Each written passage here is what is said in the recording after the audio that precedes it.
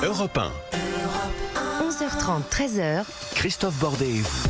Véronique Jacquier est toujours là, Sabrina Medjeber également, Madame Gégé qui évidemment est toujours là pour m'épauler et ça fait plaisir. Et les bordettes.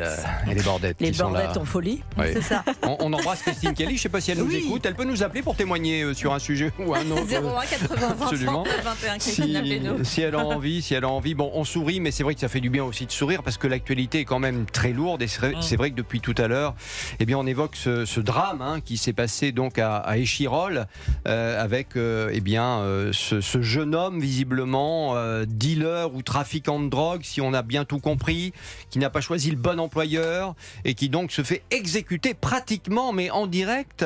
Avec des vidéos qui sont sur les réseaux sociaux, c'est complètement affolant. Et on a entendu, mais oui, absolument, et on a entendu tout à l'heure Axel Ronde notamment nous dire qu'aujourd'hui la situation des policiers face au trafic de drogue, elle empire en fait. C'est ça le sujet, cette situation empire.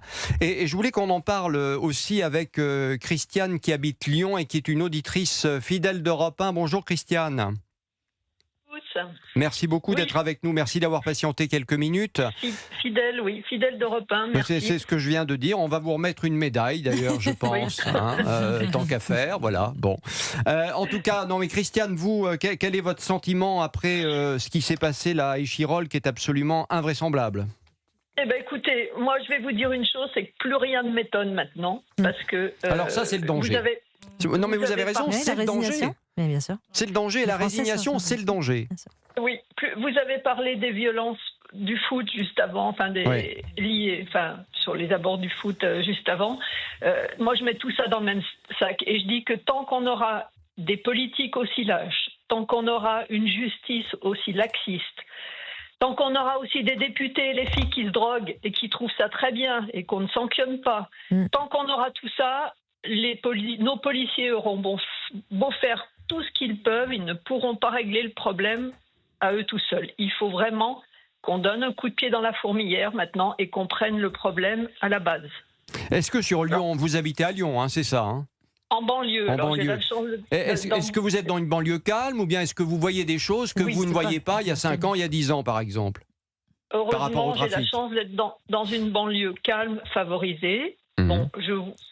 Dans laquelle on voit arriver aussi maintenant des femmes voilées, ce qu'on ne voyait pas il y a 20 ans. Et je vous en parle parce que moi, je lis un peu tout ça à l'immigration aussi. Évidemment. Je trouve que voilà, on a accepté d'en passer beaucoup, beaucoup trop d'émigrés qu'on n'a absolument pas intégrés.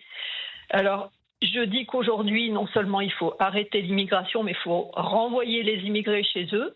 Tous ceux qui ne veulent pas être français, il faut les renvoyer chez eux, parce que maintenant, ils vont devenir un beau jour majoritaire, si ça continue. Donc, il faut vraiment prendre le problème à la base. Et moi, la question que j'aimerais que vous posiez un jour aux politiques qui vont se présenter, qui vont présenter leur programme, puisqu'on va arriver à des élections, la question que j'aimerais que vous leur posiez, c'est comment, parce qu'ils vont tous avoir de bonnes idées forcément pour essayer de régler le problème, comment avec le Conseil constitutionnel qu'on a, le Conseil d'État, tous les conseils à droite, à gauche qu'on a, qui bloquent toujours tout, mais qui empêchent de gouverner, qui empêchent de gouverner, comment est-ce qu'ils comptent faire pour pouvoir mettre en pratique leur programme ? Voilà, c'est la grande question que je me pose maintenant. C'est une bonne question. Merci Christiane d'avoir témoigné. Moi, je voudrais quand même dire une chose, parce que on va pas mettre non plus tous les immigrés dans le même sac. Moi, je peux vous dire qu'il y a des gens qui sont immigrés dans ce pays et qui en ont ras-le-bol. Évidemment. Qui en ont ras-le-bol de voir ce qui se passe. C'est ça la réalité aussi. Qui veulent que la France reste la France. Qu'ils soient musulmans, jaunes, verts ou bleus, je m'en fiche. Il y a des gens aujourd'hui qui bossent,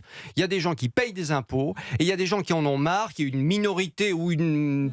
Je ne sais pas si on peut dire une minorité, j'en sais rien. Mais enfin, en tout cas, qui fichent le bazar, qui font n'importe quoi, et qui les empêchent aujourd'hui, finalement, de s'intégrer. Parce que c'est ça aussi. Ce sont ces gens-là qui empêchent les autres de s'intégrer et qui les assignent quelque part à résidence dans un schéma dont ils ne veulent pas. Voilà. Donc, ne mettons pas tout le monde dans le même sac. Il y a des gens qui aiment la France et qui veulent s'emparer de son histoire. Ça existe encore et encore eux, et j'en connais, je pourrais vous en présenter. Voilà. Hein. Bon, non mais c'est vrai, il y a un Non, mais moment, il faut vous dire avez les raison, choses. Christophe, parce que les premières personnes qui subissent ces lois violentes claniques sont les personnes issues de l'immigration qui habitent dans ces quartiers. Les personnes qui subissent les externalités négatives de l'immigration sont les gens issus de l'immigration qui habitent ces quartiers à travers l'islamisation des mœurs et le caïda mortifère qui, en effet, comme on l'a dit et comme on l'a commenté, règle ses comptes aujourd'hui à la Kalachnikov lorsqu'ils ont 12, 13, 14, 16 ans. Hein. C'est le sujet.